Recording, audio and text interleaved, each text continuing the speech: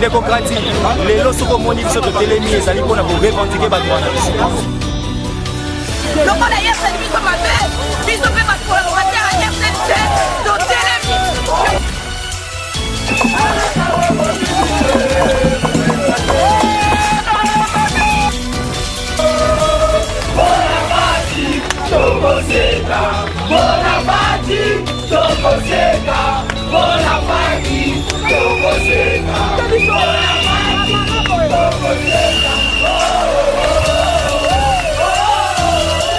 Bonjour, bonsoir, ça dépend à l'heure à laquelle Rolanda Bisson émission Le Peuple d'abord avec votre humble serviteur Grady Mouya, le fils de la promesse. L'actualité nous oblige, alors tant que Bimara toujours, c'est qu'actualité Zali, c'est qu'il y a Kolobe Zali, Boyebi Binonio, ce qui est l'actualité, Mikolo, la politique Zali, sortie médiatique, il y a moi, Musée Laurent Désiré Kabila, Nakombo ya Ibrahim Kabila. Alors, Izali, si j'ai autozo Mekakobet Alelo parce que Makambo Kobo m'a tellement ébélé. Est-ce que Ibrahim Kabila a un vrai fils? Il y a Musée Laurent Désiré Kabila. Et ça, ma question, autozo Mituna. Et Tokoye Babosolo Nango parce que à l'écart qui a une émission Bosolo na politique. Après ça, qui version naïe. Mais ici, les bons côtés, bande découpé Balobi, Bisope Tokoti Kate parce que Toyebi vérité, Topé Sapé version Nabiso. Alors, Naza Bongo na mon amboka Fabrice Zombi. Je pense que Boébié, Bilonio so Boébié, Azali, Moko, il y a proche, il y a Joseph Kabila Kabange, le sénateur, et Azali P, président, il y a Ajo Kaka, les amis de Joseph Kabila Kabange. Na yende tozo mekobeta moi lisolo na ngonga oyo, donc tozo solana na duplex, alobi yé pas en ba vérité oyo, alingi aloba na biso na micro na biso ya Kleboa. Président Fabrice Zombi, bonjour. Bonjour. Président Fabrice Zombi, aux en direct, na émission Nabiso, Le Peuple d'abord, na Cléboa original, le grand prêtre César Ngadi. Lilobani no ko loba na bande konyo so bazolanda yo na ngonga oyo. Pardon, dans la émission quoi tu dis? Aux en émission Le Peuple d'abord sur Cléboa original, il y a grand prêtre César Ngadi. Alors, on a battu sur Bazo Landayo, ce que vous avez dit, on a moment que vous avez dit, vous avez dit. Bon, je crois, si j'ai une émission pour que naye bailo kwa koloba, ezanini. Non, juste que saluer nous bateau Bazo Landayo parce que moi, tant que l'équipe est belé, vous allez qui mingité na média, alors lelo. Obimi soki momo ko zala ya koloba na bande konyo so ya Ajo Kaka pe batu nyonso yo ba mesana kolanda yo. Bon, moi d'abord ça qui fait ça d'abord peuple congolais nyonso mbote sika bazali et puis Korobete ce n'est pas que tous allez qui mingite na média mais oyo azali autorité morale comme idole.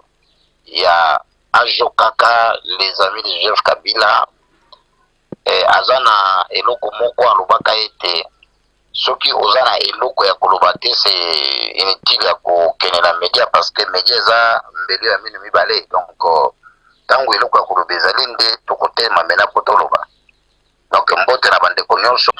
Alors, sujet d'actualité au Tozo Solo la Lelo ezali par rapport à émission, je pense que Olanda qui émission Bosolo na politique. Oh, Bayamba Kibongo, Ndeko Ibrahim Kabila. Non, il ne faut pas l'appeler Ibrahim Kabila. Aza Ibrahim Kabila te. Mais selon Badir Naye, quand on a une émission, à se présenter qui le la fils biologique, il y a Musée Laurent Désiré Kabila, donc, Kombo Naye Bongo Yangoana. Camarade, Toza ba Mikolo, Tokoli déjà. Je crois que Toyebi, solo. Ce qui botali garçon wana koloba na ye d'abord, hein, il n'y a aucun un fils de musée. Musée. Quand je parle de musée, c'est que Laurent Désiré Kabila. Ok. Il n'y a pas un fils de Laurent Désiré Kabila. Oyo ayebi koloba lolenge garçon wana zo koloba. Abana nyonso musée abotaka. Azata même pas na tic moko ya musée. Ok. Azata na même pas na preuve moko ya ko prouver biso na yo ba congolais ki aza mwana ya musée. Ok. C'est pour cela ce qu'on t'a dit l'intervention na nga na salaki tosengi na ye bapesa biso ata preuve moko ata ya mama na bango mama osoki azalaka mwana moke ndenge amoni bakawi kozoba biso apesa biso ata preuve moko ya mama na ye na photo na musée. Donc même combo ya mama oyo atangaki na émission wana bozo reconnaître combo wana te na kati ya basi ya musée. Jamais. Écoutez, Fabrice Zombi na 1995 Fabrice Zombi azalaki recruté comme soldat, je peux dire, na Mbakana. Ok. À Kibumango à l'époque. Babengaki groupe na biso wana promotion Saddam. Dernière promotion Saddam. Ok. Et na kati wana tozalaki na kokende ko contre Kali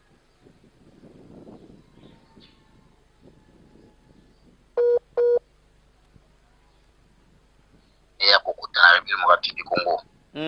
Biso tozalaki dernière unité oyo ntango ebimi na centre ekendaki na ligne de front na kati ya Goma ti oyo kokita na Kinshasa wana ezalaki biso. Et moi je me suis retrouvé na aile ya musée baraison toki opesa te parce que eza nzela média. Mais bateau bayebi histoire na ngai très bien. Si tu voulais suivre plutôt na kotindelo même photo na ngai omona. Oui.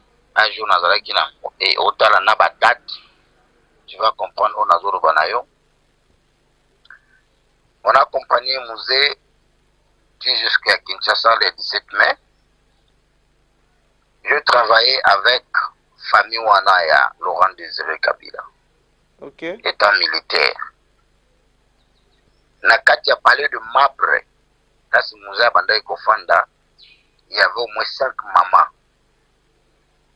5 mamans. Donc basi na ye. Basi na ye. Zalaka na mama Silfate ye mokote. Ok. Ba Saidi wana okaka Saidi, mama ya Saidi azalaka wana, il y avait au moins 5 mamans. Mais na bana nyonso o musée azalaka na bango o bakubandaki koya Kinshasa ntango papa azwi bokonzi o bakumaki kozonga na Kinshasa wana toyebi bango nyonso. E comportement bana wana ya musée soki botali bango même si bozosolola na bango bokomona ke bazalaki toujours koméfie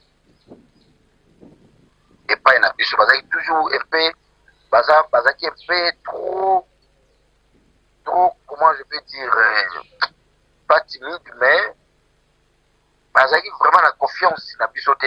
Donc si je parle de biso, donc cela veut dire bakinois, congolais, parce que bazalaki bana moko boye, bazalaki trop traumatisé depuis 1964. Au musée abandaka lit na ye epai ya dictateur Mobutu. Alors zalaki na mwasi moko te wabotaki na musée atikaki mwana ye na Kinshasa ubi abombaki ye na Congo aza te. Surtout ntango musée aye kozala remarqué place azalaki na kati ya Zamba, musée akimaka Zamba, musée akendaka kose refuser na Tanzanie, Kenya. Et à l'époque kombo ya musée Laurent Désiré Kabila wana tanga ke Tanzanie achangeaka yango bakoma kobenga ye V Raoul. Ok. Kombo ya musée ya Makizar na kati ya Tanzanie tosala soko ke kotuna bakoyebi soki no V Raoul. Mais kombo ya sitaki na émission wana, est-ce que vous allez reconnaître pe kombo parmi ba kombo akoma obengi la musée? Écoutez, garçon wana azaki tout proche ya famille ya Mama Kibawa. Mama Kibawa. Oyo azaki comme petite sœur ya musée. Ok. Na Lubumbashi. Garçon wana abandaka kotambola na bébé Kibawa. Bébé Kibawa azalaki colonel. Aza mwana ya Kibawa, cousin propre ya Joseph Kabila. Ok.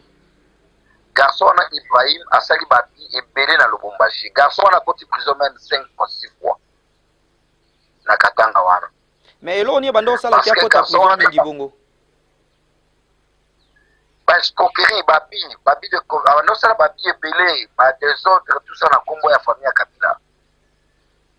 Parce que bandai kotambola na bébé Kibawa, oyo azalaki cousin ya Joseph Kabila. Ok. Siko ndenge bato bakanda komona ye na bébé Kibawa. Ok. Ya Mama Kibawa bandai kokota pe na ndaka Mama Kibawa azokumba mutuka na bango azozaka na bango. Je sais pas comment qu'approcher la famille wana na yebi vraiment te na kokota na muzindo wana te, mais o ngai na yebi. Moi j'ai quitté l'armée na 2006, fin 2006, 2017-2006.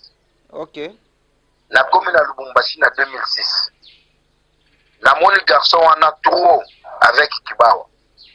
Colonel Kibawa, bébé Kibawa. Avec Okufa na grade ya colonel, je crois Okufa, que son nom repose en paix aussi, parce que Naïbaka est très bien. Ouais. Et après quelques jours, Tokuma Koyoka Kenomo Mwana Kasumbalesa, il y a un Ibrahim Kabila. Ce qu'on a dans la garde républicaine à l'époque, GGSP.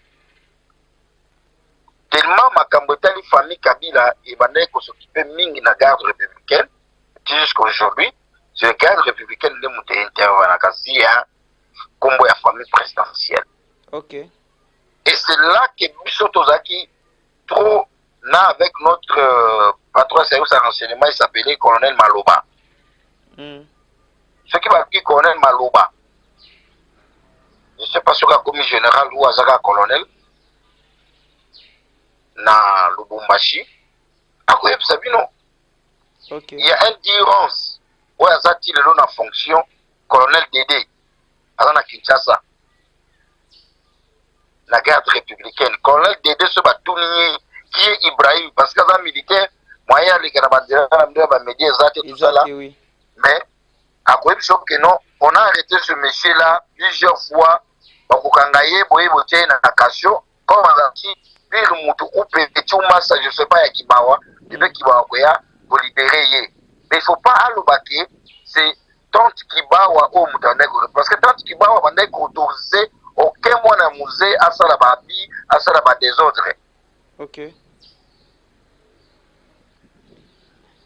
Mais ndeko Fabrice Zombi, likanisi ezanini par rapport ya demande ya ndeko oyo Ibrahim Kabila ndenge asengaki test ya ADN, donc ceux qui besoin reconnaître était Kazali mwana ya Laurent Désiré Kabila tous les Canadiens ADN. Papa, s'il vous plaît, s'il vous plaît, s'il vous plaît, Congo ezali terrain ya ba comédité. Ok. Congo ezali terrain oyo na moment oyo toza na yango 19 ans après. Il y a loi à notre soldat du peuple. Tu as converti encore ma comédie à l'olenge oyo. Ça c'est ma aventure. Et ça ma aventure. Et pas un nani oyo il y a senga ADN. Il y a quoi senga ADN na télévision pendant que nous avons bandeko. Est-ce que vous comprenez que vous avez amisala na niveau moko boyke et après aluka comment ko flatter ko escroquer batu. Vous comprenez yango te? Carrément, il faut ba congolais ba comprendre musée azana bandeko baza en vie.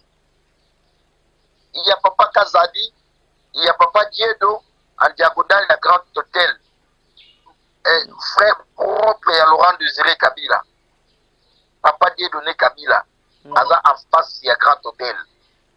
Ceux qui bana wana baza bana musée. Pourquoi vous avez découvert?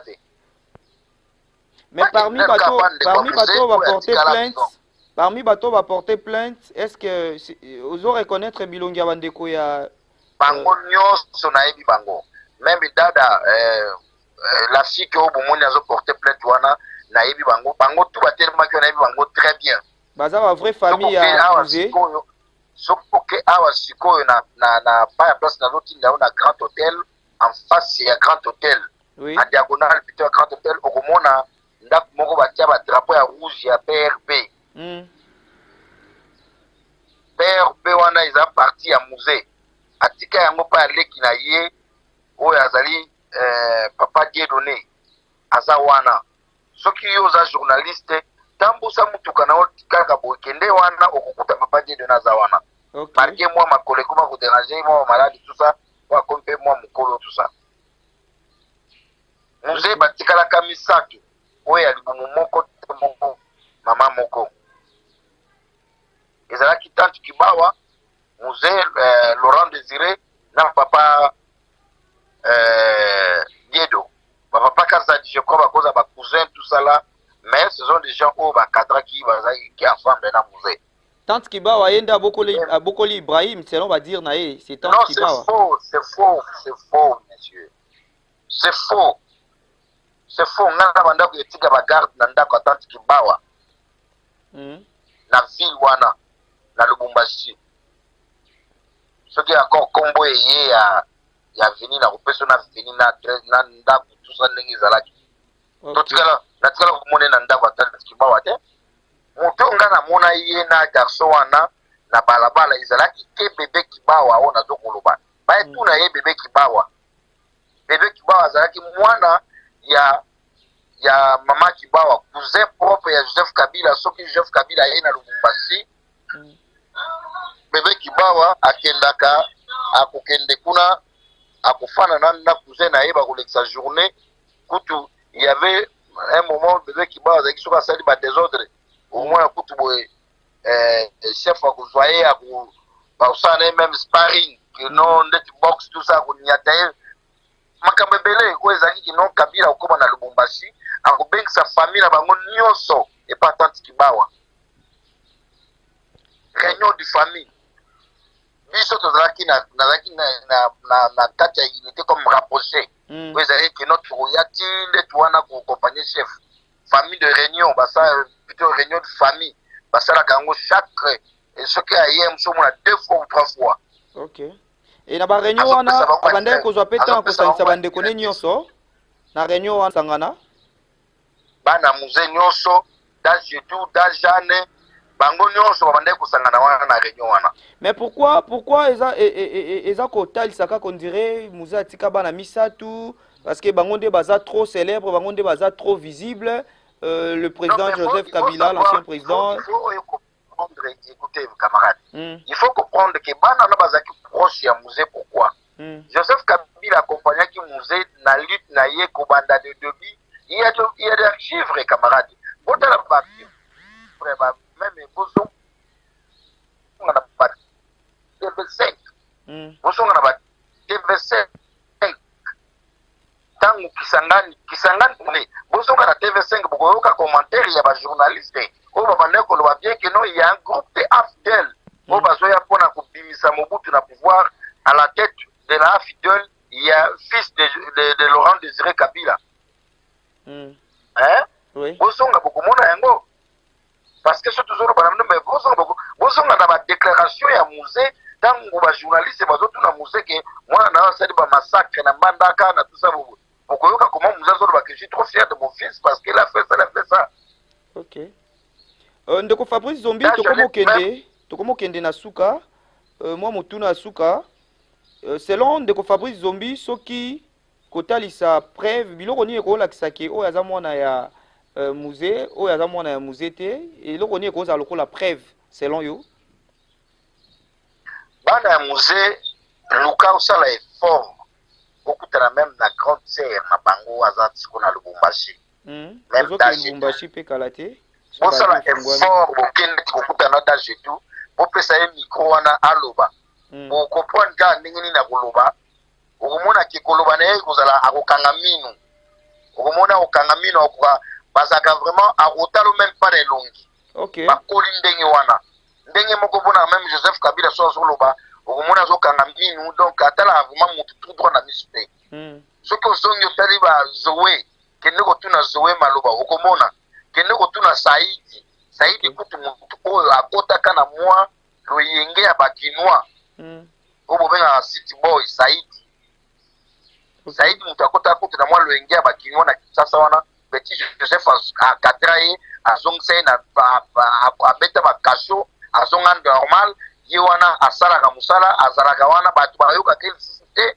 tout ça écoutez bana musée baza na bafaçon na bango moko boye ya koloba de 1 de 2 ya oke mwana musée oyo abetaka lingala lokola nga nazobeta ondire tata oyo Ibrahim oyo abeteli bino wana age ya Ibrahim d'abord oyo Ibrahim azopesa bino wana ke ntango musée akufi azalaki na 12 ans mais Ibrahim abotami na 1982 soit disons bozwa bapasseport na ye botya na 1982 so calculé na 1982 wana musée azalaki na maki wapi na ba 80-82 musée azalaki na bachine abotaka ye ere nini et puis de 82 oyo ye azali na 12 ans musée akufi na 2001 ye azalaki na 12 ans mais allez-y comprendre camarade avant de poser ma question avec dipo mosusu oyo atelemi pembeni na ye wana Emmanuel ozo reconnaître pe Emmanuel te Emmanuel Kabila pe ozo reconnaître te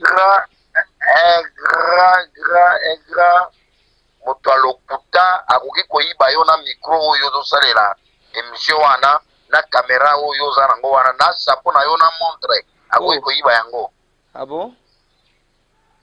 saison de bande moko baforme wana po te bakosa na UDPS parce que baza bamembre soit disant ya UDPS baza manipulé et puis toyebi banani bazomanipule bango ndeko Fabrice Zombi merci beaucoup ye alobi na bino te bakinape ye donc veni enlever ye bangi bakende ye na Kingakati c'était dit à quoi bamemele na Kingakati mais est-ce que comment mutu mo bakoki koenlever à se retrouver na parquet il y a un magistrat oyo azalaki tipu wana azalaka na recherche balukaka ye aza na tala camarade magistrat apesaki mandat na ye ya bonne uniforme bakanga tipu wana après émission wana et bakangaki ye na baservice ya la police oyo bazali reconnu bamemi ye jusque na parquet et après baconnexion na bango bazo koutilize oyo lelo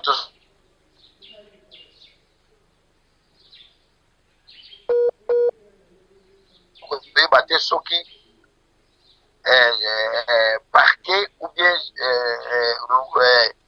justice congolais komi manipulé na groupe moko ya bato je sais pas oyo bakoya na au nom de présidence au nom de maison civile baye pour récupérer magistrat il n'y a pas de problème ça c'est un faux débat parce que Joseph Kabila n'est plus président du Congo. Joseph Kabila, il est que sénateur en vie na Congo.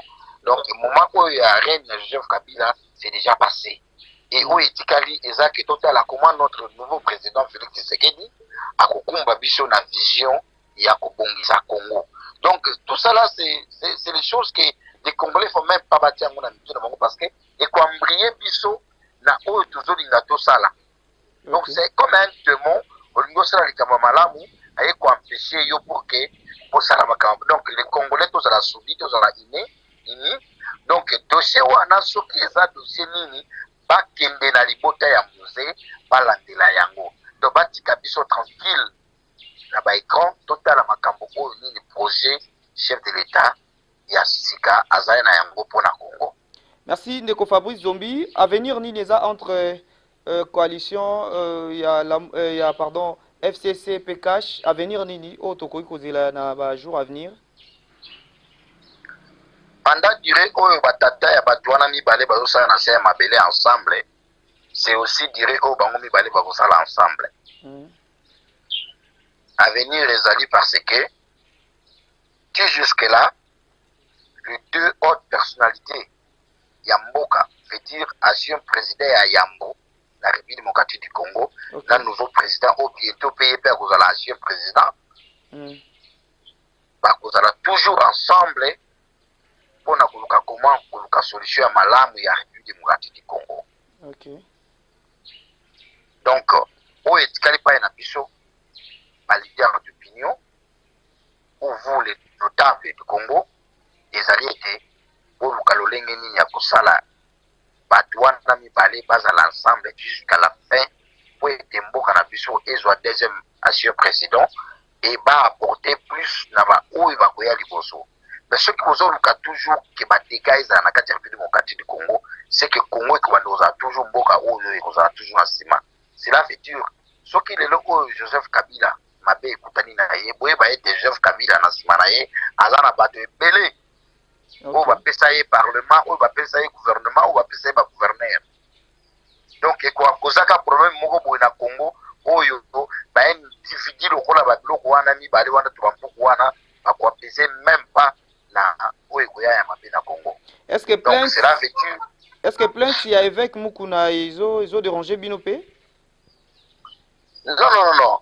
Il y a plainte avec Mukuna, pas Nangai. Il y a plainte Mukuna. Bozotuna baba soki chapeau eza couleur nini. Oh, bozotuna baba soki chapeau eza couleur nini? Oui, soki eza couleur nini. Ingelo banini? Nini. Parce que azana ba faux conseiller parce que un président de la République, un ancien président de la République ya Congo azana statut oyo ezoko protéger ye et oyo ezoko lakisa ba procédure nini il faut au sala pona kokoma na point wana ya ko convoquer ou ya ko bengisa motolokola sénateur en vie ancien président de la République démocratique du Congo et Mukunya atikali ata kotambola na niveau moko te ya ba qualité wana pour akende ko déposer plainte. Donc plainte ya Mukunya pa nga soit ngo lokola ndeko na ngai papier mouchoir papier hygiénique oyo tiaki lobi na toilette na yo si lobé ezate c'est que yebaki au flasher yango na das na mai na yo ya toilette. Donc merci beaucoup ndeko Fabrice Zombi. À refaire ma démarche akinde na kolandisa na mibeko ya Congo peut-être azwi tante ya kotanga constitution na biso ya mboka na statut il y a ancien président de la République démocratique du Congo. Merci beaucoup Ndeko Fabrice Zombi. Donc, je peux te dire, ça y est, les appels moko non, les an impact mokete, les appels to moko na sala kia ngona kanda ya ko monete bulumbu na ye l'accent pas ba peuple congolais, makambo asala ka plusieurs fois na pas ba maman congolaise. Et voilà, un plat préparé par FCC, vous êtes d'accord? Pardon? Un plat préparé par FCC selon le dire il y a pasteur Mukuna, vous êtes d'accord? Donc FCC nde motebomaki M. Kacha, FCC nde motetindaki madame Tibola akende ko déclarer mikanda na ye ya lopangu. Donc FCC nde motetindaki Mukunya aloba te avanga ya mbote na peso mokanda ya lopangu. Il faut qu'on ait un cas banda koyoka kilengi. Donc tout ça c'est FCC. Allez-y comprendre camarades. Hein? Est-ce que kolobisanga makambo mosusu parce que naza na ebele ya kolobambe je crois ezali na nzela ya telefone na kosenga kaka ke na site na bino nzambe na bakoko bapambola yango César Ngadi c'est mon vieux. On se connaît très bien moi et lui. C'est un journaliste oyo à Lubakabo Solo et puis à Pundanaka Makasi. J'étais avec lui à Kinshasa plusieurs fois, donc merci. Merci Ndeko Fabrice Zombi. C'était le président de la Jokaka, M. Fabrice Zombi, avec lui qu'on a essayé de faire cette analyse. Nous comprendre parce que lui il connaît au moins la famille Aza vraiment proche de la famille et a travaillé pour Mingina musée, a travaillé pour Mingina le sénateur Joseph Kabila Kabange. Alors, merci Nabino Sobat Bolandi Biso na duplex alelo. Ba commentaire Nabino Tozo Zelayango, ba question Nabino ba question parce que Tozo continue toujours tout le cateau ba vérité. Est-ce que test wana Aden et que ça le matin que ça le matin est-ce que Ibrahim Kabila puis Emmanuel Kabila bazaba na Kabila ya musée Laurent Désiré Kabila ya solo donc ce sont des questions autotika nango pe Tozo continue kolukilango toujours ba recherche. Merci à grand prêtre César Ngadi, merci à Myriam Munga. Merci à Chantal Monga. Vous s'abonner belé, tous en besoin d'abonner, vous s'abonner belé na cleboaoriginal.com du grand prêtre César Ngadi. Vous s'abonner belé. Merci à Kelly qui est à la Zola derrière la caméra. Merci à maman Nono Kapinga. Merci à la famille Mouya. Merci à la famille Bajikila. Merci à la famille Katanga. Merci Nabino Nyo Sobatoulinga Gradi Mouya. Et pourquoi pas, merci à toi Lucrèce Kabashi, Kervin Tanta, Divine Bombo, Esther Achina. Merci à vous. Merci à Grâce Mbombo, je t'aime beaucoup. Merci à Grâce Nzouzi, je t'aime aussi beaucoup depuis Londres. Merci à Maman Emilie Nzemba à Londres, mon thème à tous Pépélé Mbetolo. Merci à Raphaël Walukonka. Alonga la Binoto Koutani, à la prochaine. Au revoir, bye.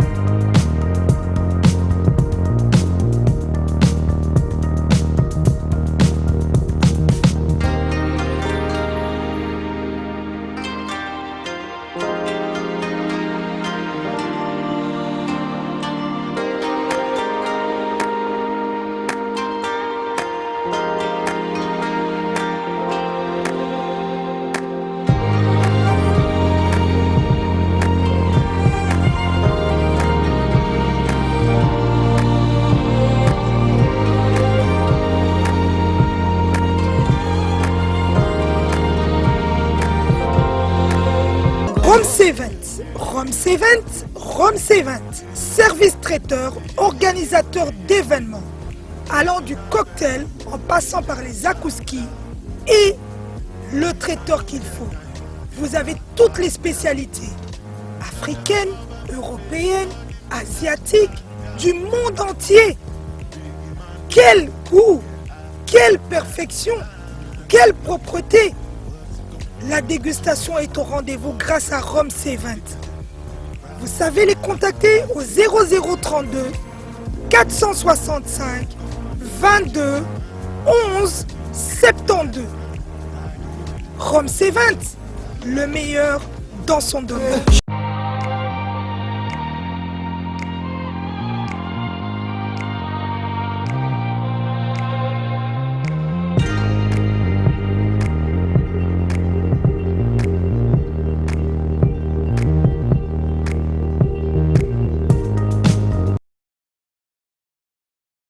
Sepela TV et yena makambu ya sika lisusu. O ba chaîne ya France eza na kati. Ba chaîne ya Congo eza na kati. Ba chaîne ya Londres eza na kati. O ngomona makambu ya politique ya sika. O parti AA eza na kati. O parti BB. O CFAIO eza na kati. Ya Sepela TV. Bouquet comme ya muke boye. O tina poche voyager na ngokelo partout lingi. Na bouquet na Sepela TV. Sepela TV. Mais ma biso n'engo mais ma biso on a 4K machine ma daka Sepela TV. Bienvenue dans le monde de Sepela TV. Sepela TV est le décodeur qui vous permet de suivre les chaînes du Congo en direct de la diaspora.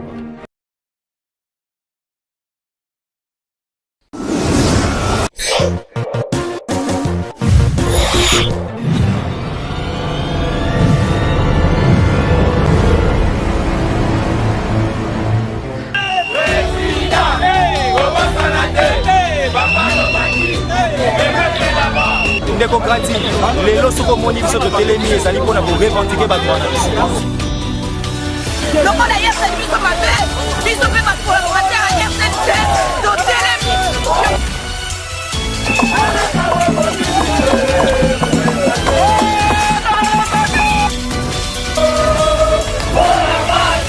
Tokoseka Papa,